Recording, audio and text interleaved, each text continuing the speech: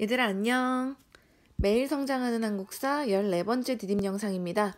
오늘은 여러분들 총 2가지 주제에 대해서 배울 건데요. 먼저 첫 번째는 조선의 4대 교린 정책을 취하다. 그리고 세 번째는 사림이 성장하고 공론 정치가 이루어지다. 이 2가지 주제에 대해서 오늘 배워보도록 하겠습니다.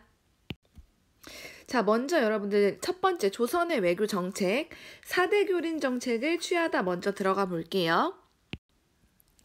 자, 여러분들 4대 교린이라고 하는 말을 혹시 들어봤는지 모르겠어. 이건 조선의 외교 원칙을 뜻하는 말인데요. 4대 교린은 바로 어떤 뜻이냐면 큰 나라를 섬기고 이웃나라와 대등하게 교류하는 외교 정책을 의미합니다. 이걸 한자로 풀이를 하면은 섬길 사자에 큰 대자, 큰 나라를 섬기고 그 다음에 교류하다 할 때 교자에 이웃 린자, 이웃과는 교류한다 라는 뜻인데, 즉 당시에 중국에 있던 명나라를 큰 나라로서 섬기고, 그리고 위에 있는 여진족이나 아니면 밑에 있는 일본 같은 경우에는 대등한 존재로서 이웃으로서 이제 교류하는 이런 외교 정책을 4대 교린 정책이라고 합니다. 이건 얘들아 너무너무 중요하거든요. 이거는 퀴즈에도 나오는 거니까 이 단어는 반드시 외워두세요.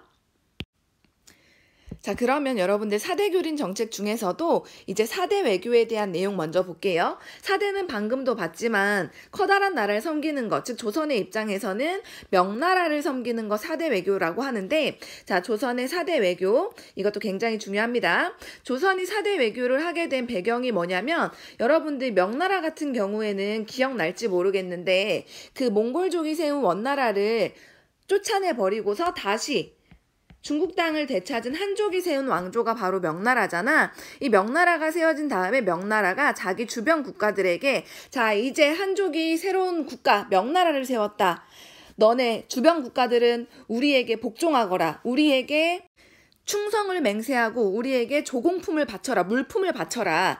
그러면 너네 국가의 왕들을 내가 인정해주겠다 라고 하는 외교 방식을 명나라가 먼저 제시를 합니다. 그거를 이제 주변 국가들이 받아들이면서 4대 외교가 성립이 되는 거거든. 한번 다시 천천히 볼게요. 자, 명나라와 동아시아 각국, 예를 들면 조선도 여기 포함되고요. 베트남이라든가 일본 등등 이런 주변에 있는 각 국가들에게 조공을 요구를 해.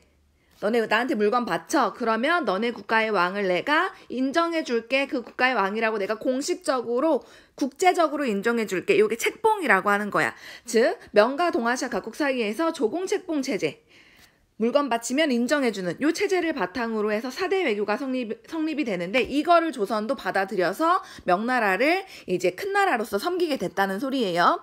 근데 이거는 얘들아 우리가 명나라의 밑에 국가라고 해가지고 명나라의 식민지거나 막 지배를 받는 게 아니라, 요거는 그냥 각국의 독립성은 인정은 해주는 굉장히 그냥 형식적인 절차야. 형식적으로 명나라가 자기의 권위를 이제 아시아 중에서도 가장 최고라고 스스로 인정을 받고, 각 작은 국가들도 우리 명나라한테 인정받은 왕들이 다스리는 국가야 라고 하는 왕권을 이제 안정시키기 위해서 하는, 이건 형식적인 절차라는 거. 우리가 진짜 지배를 당하는 건 아니라는 거, 여러분들이 이거를 이해를 하셔야 돼요. 이걸 바로 밑에서 보면 이제 중원 왕조, 이건 중국인들이 세운 왕조 말하는 거야. 명나라에게 주변 국가들이 조공을 바치면은 명나라는 주변국을 인정해주는 이런 조공책봉 체제를 바탕으로 해서 이 주변국들이 명나라를 큰 나라로 섬기는 외교를 4대 외교라고 한다는 소리예요. 자, 조선 같은 경우에는 태종 이후에 명나라와 친선관계를 유지하면서 4대 외교를 본격적으로 실시를 하게 되는데, 조선은 명나라의 사신을 파견해서 조공을 바칩니다. 자, 조공품을 여러 개 마련을 해가지고 이제 정기적으로 명나라에 가서 바치는 거야. 그런 다음에 명한테서는 조선의 왕으로서 인정을 받는 거, 이거 책봉 받는 거라고 했지. 그 지역의 왕으로서 인정받는 책봉을 받고서 대신에 명나라의 연호를 쓰게 됩니다. 명나라가 앞으로 이제 우리 땡땡이라고 하는 연호 쓸 거야. 너네 왕들 우리 명나라 황제한테 책봉 받았지? 그러니까 우리 연호 그대로 너네도 써. 이렇게 하면서 우리 조선도 명나라의 연호를 사용을 하게 되는 거죠. 근데 우리가 조공을 바치고 한다고 해가지고 무조건 안 좋은 게 아니라, 명나라는 그거에 대한 답례품을 내려줬거든. 조선은 명나라로부터 답례품을 되게 여러 가지 받았어. 책이라든가 아니면 약재라든가 도자기 같은 거.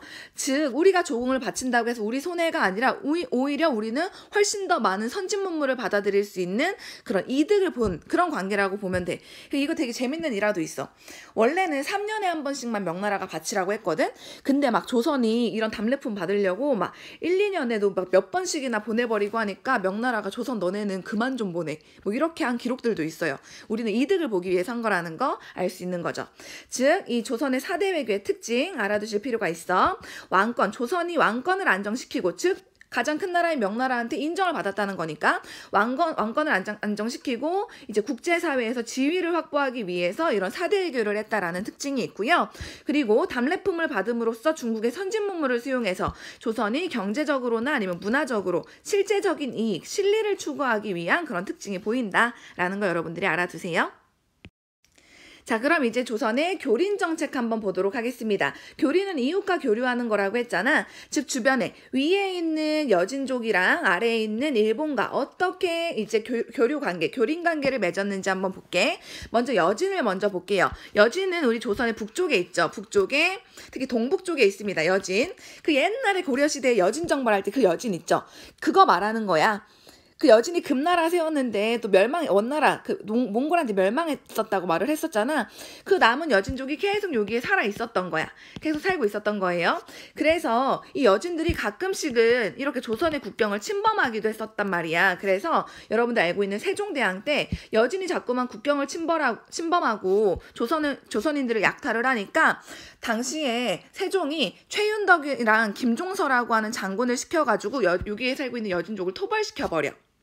원래는 조선의 초기에는 요 정도만 조선 땅이었거든. 근데 세종이 이제 최윤덕이랑 김종서라는 장군 시켜가지고 여기 사는 여진족을 토벌하게 함으로써 우리가 알고 있는 현재 국경선 요게 세종대왕 때 만들어지는 겁니다. 자, 이 여진을 토벌한 다음에 이 땅을 우리가 차지를 하게 됐으니까 여기 행정구역을 설치를 해야 되겠죠. 그래서 여기 백두산 아래쪽에 설치한 행정구역 4개의 군으로 이루어졌다고 해서 여러분들 사군이라고 하고요. 요거는 최윤덕을 시켰고 압록강이 흐르는 요 지역입니다. 그리고 여기 제일 끝쪽에 여기는 6개의 진으로 끝나는 행정구역을 설치를 해서 육진이라고 부르는데 김종서 장군이 개척을 했고요. 여기는 두만강이 흐르는 지역이에요. 즉 세종 때 여진족을 토벌한 다음에 사군육진을 개척했다. 이거 너무 중요해. 이거 퀴즈에 나와. 별표야. 여진족 토벌한 다음에 개척했다. 그러면서 이제 우리가 여기를 개척을 했으니까 조선 사람들을 여기에 이사를 시켜서 살게 해야 될 거 아니야. 그래서 이사를 시키는 정책을 얘들아 백성들을 이사시킨다. 3인 정책이라고 해요. 그리고 이 지역에 살고 있는 사람들을 그 지역의 지방관으로 그 지역을 다스리는 관리로 삼는 정책. 이거 토관 정책이라고 해. 토관 정책을 실시해서 여기를 다스렸다. 이렇게 여러분들 알고 넘어가면 됩니다.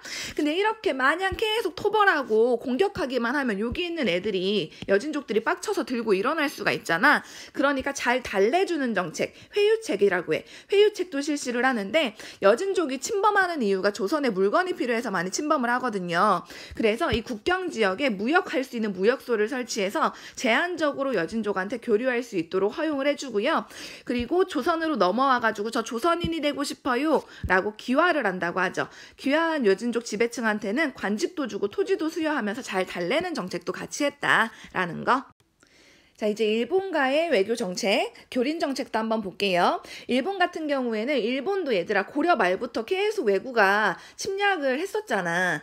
근데 조선 건국됐을 때까지도 계속 왜구가 침략을 하는 거야. 그래서 강경하게 세게 나갔어. 어떻게 나갔냐? 바로 세종 때야. 조선 세종 때 조선 건국 초부터 계속 왜구가 침략을 하니까 이종무라고 하는 사람을 보내서 왜구의 근거지였던 이 스시마섬 부산에서 얘들아 좀만 가면 1시간 반 정도 배 타고 가면 있는 일본의 섬이거든. 요거 대마도라고도 합니다. 이종무를 보내가지고 대마도를 토벌해. 거의 정벌해버려. 그리고 일본이랑 교역도 중단해가지고 너네 왜 이렇게 우리 쳐들어와? 교역 중단이야. 뭐 이렇게 강경하게 나갑니다. 근데 계속적으로 강경하게 나가면 세게 나가면 일본 애들이 더 반항할 수가 있잖아. 그래가지고 회유책도 달래주는 정책도 같이 해요. 그거 바로 얘들아 1443년에 맺었던 계해약조라고 하는데 계해약조가 뭐냐면 지금 밑에 있는 지도 잠깐만 볼게. 여기 보시면 지금의 울산광역시를 옛날에 연포라고 불렀어. 그리고 부산은 여러분들 부산포라고 불렀고요. 진해는 제포라고 불렀어. 즉 울산과 부산과 진해의 세 개의 항구를 열고서 여기에서만 이 왜구들, 일본 사람들이 제한적으로 교역을 할 수 있도록 허락을 해줘.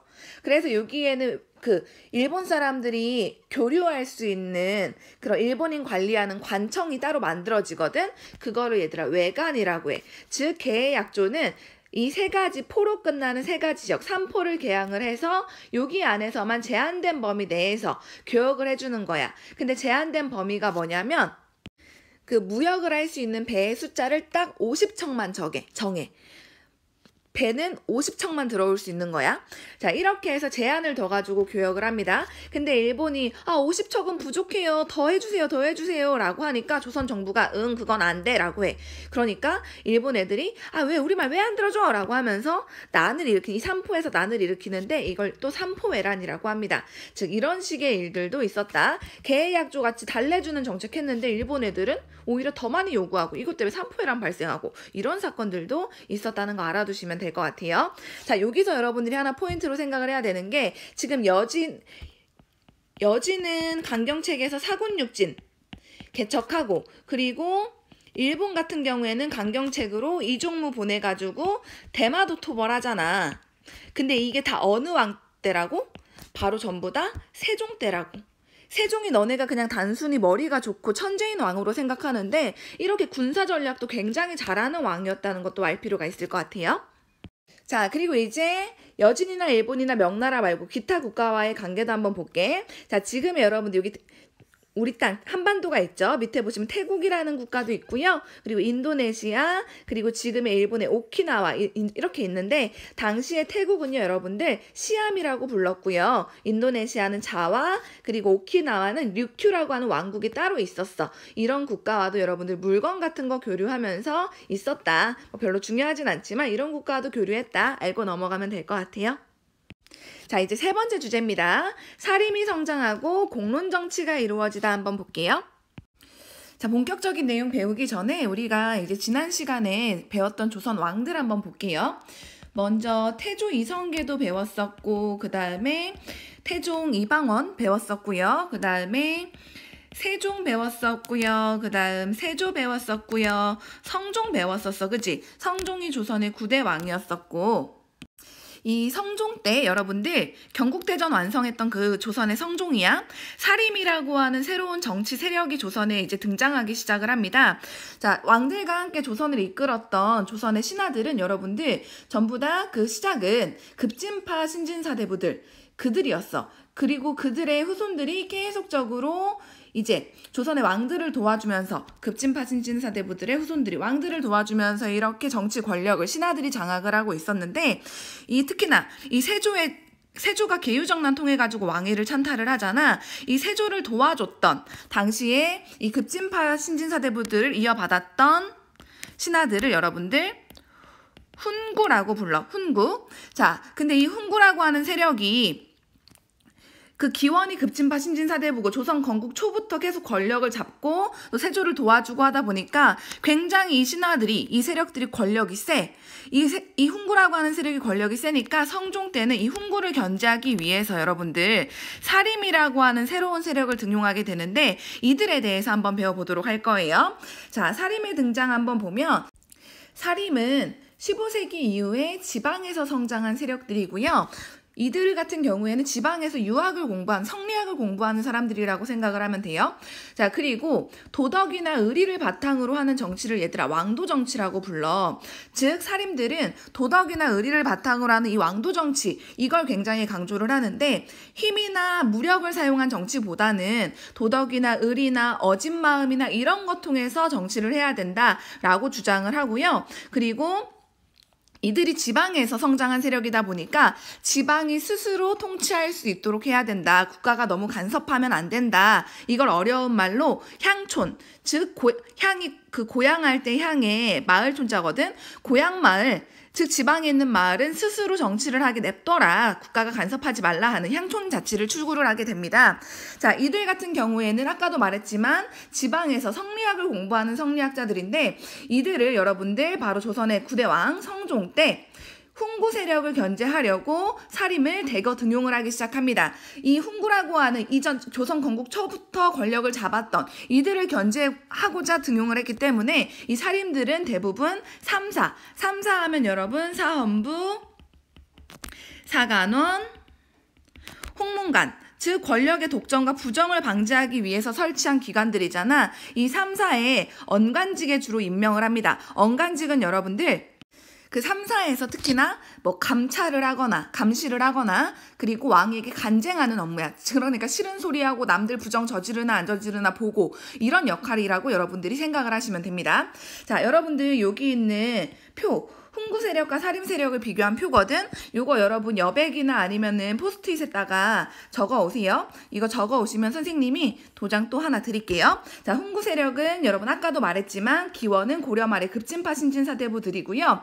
자, 이들 같은 경우에는 그 바탕을 보면은 급진파 신진사대부고, 특히나 세조가 집권한 이후에 공신들입니다. 왜냐하면 세조의 계류정난을 도와줬거든. 그러면서 이제 정치적인 실권을 장악한 세력이라고 보면 되고요. 이들은 성리학 이외의 사상에도 웬만하면 관대합니다. 물론 불교를 엄청나게 좋아하진 않지만 불교 자체가 주는 긍정적인 면들, 이런 것들 어느 정도 인정을 해주는 그런 모습 보이고요. 그리고 이들 같은 경우에는 애초에 이제 한양의 터를 잡은 사람들이기 때문에 국가 수도인 한양 중심으로 해서 왕이 있는 수도 한양을 중심으로 해서 권력이 집중되는 중앙집권을 추구를 하고요. 그리고 부국강병, 국가가 부자고 그리고 병사를 강하게 하는 거, 국가를 부유하게 하고 병사를 강하게 하는 거, 이거 굉장히 나라 힘을 강하게 하는 거에 힘을 많이 쏟는 사람들입니다. 그리고 이들은 기본적으로 땅이 많은 사람들이야. 대지주야. 자, 이들에 비해서 사림 같은 경우에는 고려 말에 옹건파 신진사대부들의 후손이에요. 그래가지고 지금 옆에 있는 이 표를 보면 이게 사림 세력의 그 표라고 볼 수가 있어. 처음 이들의 시작은 고려말 옹건파 신진사대부의 정몽주, 대표인 정몽주, 그의 학풍을 이어받아서 길재라는 학자, 김숙자, 김종직, 이런 식으로 쭉 내려오는 이 계보를 가진, 학문적인 계보를 가진 사람들이 바로 사림 세력입니다.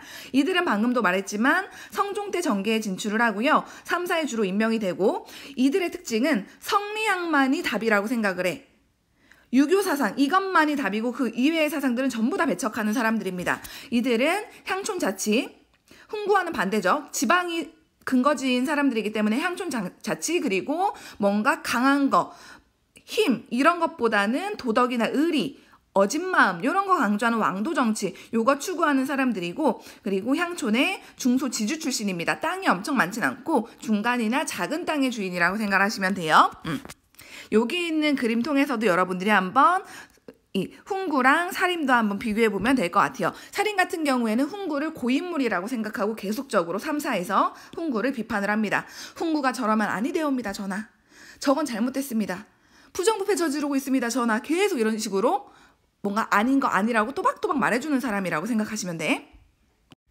자, 자꾸만 이런 식으로 사림 세력이 3사에 들어가서 훈구 세력이 고인물이라고 쟤는 썩었다고 계속 비판을 하니까 당연히 훈구 입장에선 사림이 너무 얄밉겠죠. 그래서 이 훈구가 여러 가지 사건들을 통해서 사림을 공격해서 사림이 피해를 받게 되는 사건들이 발생을 하는데요. 그걸 여러분들 사화라고 부릅니다. 사화. 자, 요거는 사가 사림할 때 사자야. 화는 화를 입었다, 피해를 입었다라는 뜻입니다. 사림이 피해를 입은 거, 즉 훈구와 사림이 대립을 해서 이 훈구가 사림을 공격함으로써 사림이 피해를 받은 사화가 발생을 하는데, 이 사화가 여러분들 여러 번 발생을 해요. 근데 여러분들은 그 중에서도 대표적인 사건 4가지 사화를 기억을 하시면 됩니다. 바로 무오년에 일어난 거, 갑자년에 일어난 거, 김효년에 일어난 거, 을사년에 일어난 거, 무오, 갑자, 김효, 을사 사화. 이거 기억하셔야 돼요. 이 사화가 대표적인 게 크게 이 4가지 여러분 기억하시면 되고, 이걸 통해서 사화 때문에 사림이 굉장히 커다란 타격을 받게 됩니다. 그 사화들 한번 차근차근 알아볼게요. 자, 성종의 아들인 연산군, 조선의 10대왕 연산군 때입니다. 연산군이 이제 왕이 된 지 4년째 되던 때, 그때 무오년이라고 하는데, 무오년에 여러분들 처음 사화가 발생을 해요. 이걸 무오사화라고 합니다. 자, 이 무오사화 같은 경우에는 훈구가 김종직이 쓴 조이제문이라고 하는 글을 문제로 삼아서 이거 살인을 축출했던 사건인데, 이 김종직이 누구냐면은, 김종직은 여러분들 살림 세력의 거의 스승님 같은 그런 사람이라고 생각하시면 돼요. 이 김종직도 살림 세력이고요. 이 김종직은 이미 죽기는 했어. 이미 죽은 김종직이 쓴 이 조이제문이라고 하는 글이 있는데, 조이제문은 어떤 글이냐면은 세조가 단종을 그렇게 몰아내고 왕이 된 건 잘못된 거다, 즉 세조를 비판하는 글이에요. 근데 이거를 훈구 세력이 이제 연산군에게 일러 바친 거죠. 전하 이거 보세요. 조이제문 글 보니까 이 살림 세력들이 스승이라고 모시는 김종직이 쓴 건데 세조대왕을 비판한 내용이에요. 막 이렇게 하니까 이 연산군 입장에서는 아니 우리 증조할아버지를 까? 라고 하면서 이 살림 관련된 살림들 다 불러들여 해가지고 전부 다 이제 살인을 제거했던, 이 관련된 살인들을 제거했던 사건, 이게 바로 무오사화라고 합니다. 이 무오사화가 일어나고 여러분들 6년 뒤에 또 한 번의 사화가 발생을 하는데, 이건 이제 갑자년이어서 갑자사화라고 합니다. 근데 이 갑자사화 같은 경우에는 살인만 당한 게 아니라 훈구도 굉장히 많이 당한 사건이야. 자, 무오사화 이후에 여러분들 연산군이 굉장히 이제 정치를 제대로 하지 못하고 좀 흥청망청 살고 이렇게 하다 보니까 이제 많은 사람들이 연산군을 조금씩 비판을 하기 시작을 해요. 이러한 상황에서 이제 연산군이 자기의 어머니의 이제 죽음과 관련된 그런 신하들을 이제 싸그리 조사해가지고 진짜 훈구 살인할 거 없이 막 죽이기 시작을 하는데, 이게 갑자사화야.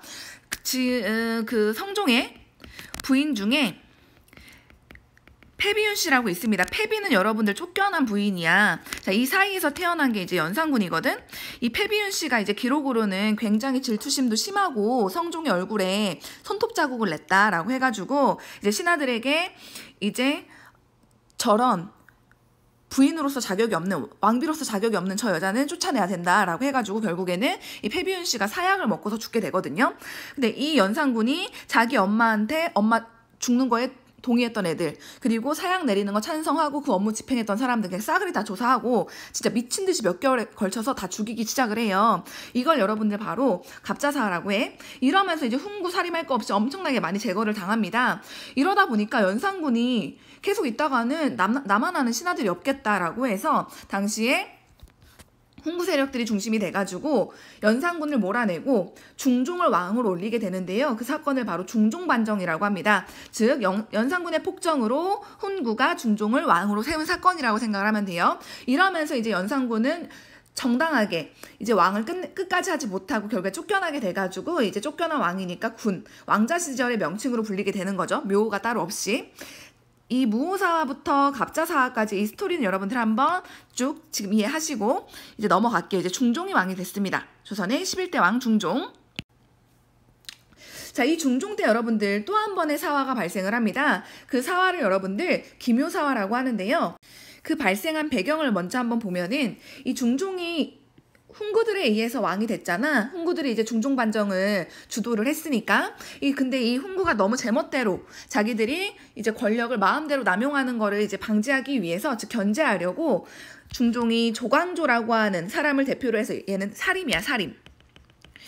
조광조 등 사림 등을 등용을 합니다. 그래서 이 사림을 등용을 해가지고 훈구를 견제하려고 했어. 그래서 이 조광조가 사림이라고 했죠. 사림이 주도하는 이제 사림 주도의 개혁을 실시를 하게 되는데, 이 조광조가 이제 추진한 개혁이 뭐냐면, 여기 가로 돼 있는 먼저 첫 번째 현량과라고 하는 거야. 현량과는 현명한 사람들을 뽑는, 추천하는 제도, 현명한 사람을 추천하는 제도인데, 무슨 말이냐면 이거는 사림들 과거 시험 안 보고 추천해가지고 뽑는 사림 추천 제도라고 생각을 하시면 돼요. 그래서 누구 이거 굉장히 인품이 훌륭한데 능력이 뛰어난데 이 사람 추천합니다라고 하면은 바로바로 그냥 과거 시험 없이 들어가는 거야, 관리로. 이 현량과라고 하고, 이거 훈구 입장에서는 싫겠지. 주로 이게 사림들이 등용이 되다 보니까. 자, 그리고 일부 훈구들 중에서 중종반정 도와주기는 했는데 별것도 아닌데 대단한 것처럼 이제 올라간 사람들이 있어. 공이 있는 사람이라고. 이렇게 대단한 것처럼 공이 있는 사람이라고 올라간 거 공훈이라고 해. 이 공은 삭제해야 된다 라고 주장을 하면서, 아니 쟤는 한 것도 없는데 너무 대단한 것처럼 올라가 있어요. 이렇게 옳은 소리 또 한 거지. 그러다 보니까 이제 훈구 입장에서는 조광조를 비롯한 사림들이 너무 싫은 거야. 그래서 사화를 발생을 시킵니다. 어떻게 하냐면, 이 훈구들이 어떤 꾀를 쓰냐면, 그 나뭇잎에다가 꿀로 주초위양이라고 글씨를 써요. 근데 주랑 초라고 하는 글씨를 합치면 조라는 글씨가 됩니다. 즉 여기서 말하는 조는 조광조, 위는 뭐뭐가 된다, 왕은 왕, 조씨가 왕이 된다라고 꿀로 나뭇잎에다 쓴 다음에 그거를 냅두면 벌레가 꿀, 거기를 갉아 먹으면서 나뭇잎에 주초위양이라고 하는 글씨가 새겨지게 되는 거죠. 요거를 이제 왕비가 훈구와 결탁한 왕비가 중종에게 갖다 줍니다. 그러니까 중종이 요거를 보고서 아니 뭐 조씨가 왕이 된다고? 지금 조광조 내가 얘를 등용시켜가지고 개혁하고 있는데 얘가 나를 배신하고 반역을 일으킨다는 거 아니야? 이거 신의 뜻인 것 같은데? 라고 하면서 이제 중종이 조광조를 비롯한 살인들을 이제 축출을 하게 되는데 그러면서 이제 또 한 번 살인이 타격을 받게 되는 거죠. 이런 사화를 여러분들 김효년에 일어났다고 해서 김효사화라고 부릅니다. 자, 이렇게 살인들이 또 대표적으로 보면은 3번에 걸쳐가지고 엄청나게 많이 피해를 입게 됩니다. 그러다가 이제 중종 다음에 인종이 이제 왕이 됩니다. 인종. 근데 인종이 즉위한 지 이제 8개월 만에 죽게 돼요. 그래가지고 인종의 동생인 명종이 왕위에 오르게 되는데 이 명종 때 여러분들 또 한 번의 사화가 발생을 해요. 그걸 바로 여러분들 을사년에 일어나서 을사사화라고 합니다. 자, 이거는 이제 외척 간의 권력 다툼에 사림이 가담하게 되면서 사림이 피해를 입은 사건인데 뭐 그렇게 중요한 건 아닌데 간단하게 한번 볼게. 자, 지금 인종의 외갓집이 있어. 대윤파라고 불러. 그리고 명종내 외갓집이 있어요. 소윤파라고 불러. 즉 왕의 외갓집들, 즉 외척들 사이에서 권력 다툼이 발생을 했어. 그래가지고 이 소윤파랑 대윤파랑 싸우는데 소윤파가 이겨가지고 이 대윤파와 관련된 대윤파와 친하게 지내던 살인까지 전부 다 같이 제거를 당한, 얘네가 져가지고 제거를 당한 사건, 요거 바로 여러분들 을사사화라고 합니다. 외척간 싸워가지고 살인이 고래 싸움에 새우등 터지는 것처럼 이제 피해를 입은 사건이라고 이거는 간단하게 보시면 될 것 같아요. 을사사화. 이렇게 해가지고 여러분들이 본 이 4차례 사화 때문에 살인들이 엄청나게 피해를 입었다. 여기까지 여러분들 이해를 하시면 돼요. 이 정도만. 아, 여기에서 여러분들 조광조는 좀 기억해두세요. 퀴즈에 나올 거야, 조광조. 자, 을사사화까지 겪은 살인들 너무나도 많이 피해를 봅니다. 근데 이들의 근거지는 바로 지방이라고 했지. 계속 중앙에 있다가는 또 언제 사화가 발생해서 피해를 받을지 모르니까 살인들이 이 중앙을 피해서 지방으로 자기 고향으로 많이 돌아가게 되거든요. 고향에 돌아가서 그냥 가만히 있는 게 아니라 자기들 세력을 확대하기 위해서 엄청나게 노력을 합니다. 그래서 이 향촌에서 자기들이 이제 유학교육을 하기 위한 학교, 이거는 사림이 세운 사립학교라고 생각하면 돼요. 사립교육기관. 이거 서원이라고 해. 서원을 엄청나게 많이 지어요. 그리고 자기 돌아간 고향에다, 그리고 자기 고향에서, 고향 마을에서 각각 지켜야 될 약속들을 본인들이 만들어. 그래가지고 사람들에게 이런 우리 고향에서, 우리 마을에서 지켜야 되는 약속을 만들었으니 너네는 이대로 따라라. 만약에 지키지 않으면 엄벌에 처할 것이다. 이런 식으로 하면서 지방에서 나름대로 힘을 기르기 시작을 합니다. 즉 살인들은 중앙에서 내려와서 자기들 향촌 마을에서 이 서원을 통해서 학교에서 지들끼리 모여가지고 살인들끼리 모여서 계속적으로 자기들 세력을 육성을 하고 교육을 시키고, 그리고 향약을 통해서는 지방에서 백성들에게 자기들의 권위라든가 힘을 다지고, 이걸 기반으로 해서 세력을 계속 확대를 하고요. 결국에 16세기 중반, 이때 명종 다음에 왕이 되는 선조 때야. 선조 때는 정치의 주도권을 다시 한번 장악하게 됩니다.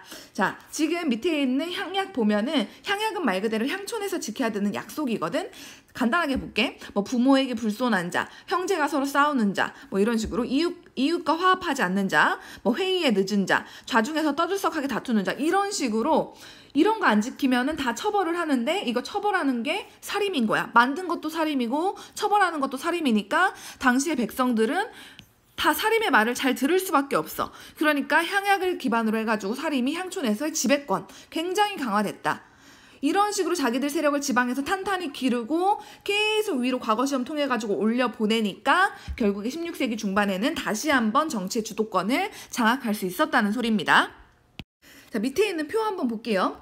다시 한번 보지만 살림은 여러분들 너무 중요해서 계속 하는 거야. 고려 말에 온건파 신진사대부에 뿌리를 두고 있고요. 조선 초에는 지방에서 열심히 자기들의 후진을 양성을 하고 있고, 성종 때는 성종이 훈구 견제하려고 이제 살인들을 등용해가지고 3사에 넣었다고 했어. 이때 정계에 진출하죠. 근데 연산군, 중종, 그 다음에 명종 때 4차례 사화를 거치면서 굉장히 많이 피해 입었다고 했어. 근데 지방에서 서원이랑 향약 통해서 힘을 기르고 이 선조 때는 다시 한번 정권을 장악을 하게 됩니다.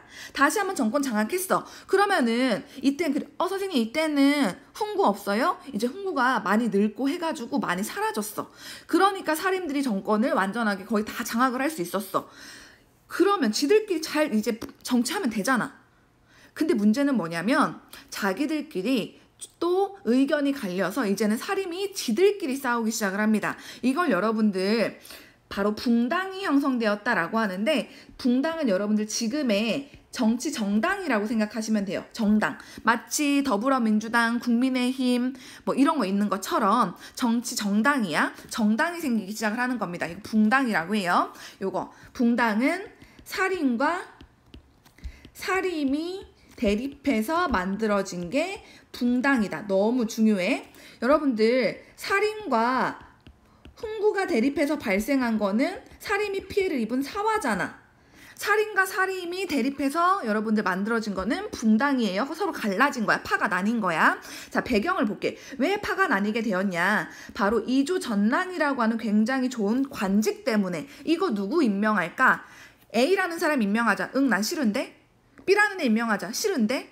서로 이것 때문에 서로 싸워가지고, 즉 이주전랑이라고 하는 관직 임명 문제를 둘러싸고서 사림들이 파가 갈린 사건, 요거 바로 붕당이 형성되었다라고 합니다. 이주전랑이 뭐 하는 관직이냐면 그 인사와 관련된 사람들 누군가를 임명하거나 추천할 수 있는 권한이 있는 그런 관직이야. 그러다 보니까 너도 나도 자기 파벌을 만들기 위해서, 자기 파를 많이 만들기 위해서 하고 싶어하는 관직이거든. 근데 이 이주전랑을 누구를 임명할까 가지고 서로 반대하고 막 이러다 보니까 지들끼리 사림들 사이에 삔또가 상한 거죠.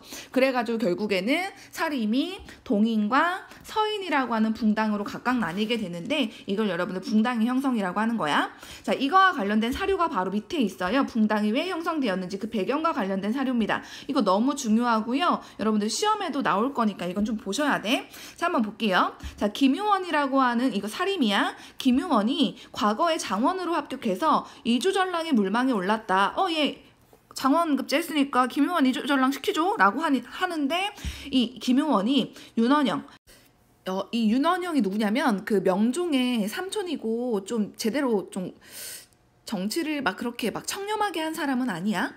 그러다 보니까 이 김유원이 윤원영의 문객 같은 무리였다 해가지고 심의겸이라고 하는 사람이 반대했어. 일단 이것만 기억하면 돼. 김유원이 이주전랑 리스트에 올랐는데 심의겸이 반대한 거야. 자, 그 후에 이 심의겸의 동생이 심춘겸이라고 하는 사람이야. 이 심춘겸이 이번에 장원급제를 해가지고 이주전랑으로 추천이 됐어. 근데 이 심춘겸은 또 누구냐면 왕의 외가 친척이거든. 왕의 외가 쪽 사람이야. 그래가지고 외척이라 해가지고 김유원이 이때다 싶어가지고 반대한 거야. 야, 너 심의겸, 너 내가 이주전랑 올랐을 때 반대했지? 네 동생 내가 시켜줄 것 같아 라고 하면서 김유원이 반대를 한 거야. 이것 때문에 심의겸 쪽 사림이랑 김유원 쪽 사림이 서로 대립해가지고, 그래서 여러분들 동인과 서인으로 갈리게 된 겁니다. 왜 동인과 서인이라고 부르냐면, 심의겸은 한양 딱 이렇게 봤을 때 한양의 서쪽에 살아가지고, 그래서 심의겸 쪽은 서인이라고 하는 거고, 그리고 김유원은 딱 봤을 때 동쪽에 살아서 그래서 동인이라고 하는 거예요. 이렇게 간단하게 이름이 붙은 거야. 동인 서인이라는 말이 여기에 비롯하였다. 효원의 집은 동쪽 건천동에 있고 의겸의 집은 서쪽 정릉동에 있었기 때문이다. 뭐 이렇게. 즉 여러분은 이주전랑 자리 때문에 서인과 동인으로 갈라지게 되었다. 이건 사림 내부에서 파가 갈린 것이다. 이렇게 생각하시면 돼요. 자, 이렇게 파가 갈린 붕당 정치, 붕당들로 하여금 정치가 이끌어지는 거 붕당 정치라고 하는데, 조선 붕당 정치 초기의 특징을 보면은 일단 이렇게 파가 갈리긴 했어도 서로 간의 정치적인 입장이라든가 아니면은 학문적인 견해, 성리학에 대한 생각들, 이런 것들 서로 어느 정도 인정할 거 인정합니다. 그리고 서로 비판할 거 비판해주고, 그리고 견제하면서 나름대로 공정하게 정치가 그래도 잘 이루어지는 이런 초반에 이런 모습을 보입니다. 그리고 또 하나 특징이 공론을 통해서 여론을 이제 형성을 하게 되는데, 여론은 많은 사람들의 의견을 이제 여론이라고 하잖아. 공론이 여러분들 여러 가지 뜻이 있는데, 공통의 의견들, 그리고 여러분 지금 사림들이 권력을 잡고 있는 상황인데 사림들은 지방 출신이라고 했잖아. 지방에도 역시나 많은 사림들이 있어. 아직 권력에 진출하지 않은 아직 이제 중앙정계에 진출하지 않은 많은 사림들이 있거든요. 그런 지방에 있는 사림들의 의견들 이런 것까지 이제 같이 모아가지고 이걸 하나의 여론 일반적인 공통적인 의견으로 만들어가지고 이제 정치를 이끌어 나가는 그런 모습을 보이게 됩니다. 뭐 예를 들면은 왕이 정치를 제대로 못하고 있어. 그러면은 지방에서 그냥 싹 다 같이 막 상소문 올리고 지방에 있는 사람들도 올리고 뭔가 공통의 의견 만들어가지고 이게 일반적인 여론이에요 라고 하면서 정치를 이끌어가고 이런 식으로 나름 정치가 잘 진행되고 있었다. 이렇게 여러분들이 이해하시면 될 것 같아요. 오늘 이제 주제가 두 가지여가지고 이제 이게 진도상 어쩔 수 없어. 좀 이해를 해주시고 내용이 어려우니까 학교에 와서도 몇 번 더 여러분들 눈으로 공부하시면 조금 더 도움 될 것 같아요. 이 붕당의 형성도 여러분들 이제 주요 키워드로 이 퀴즈에 나올 거니까 반드시 외워두시고요. 자, 여기까지 할게요.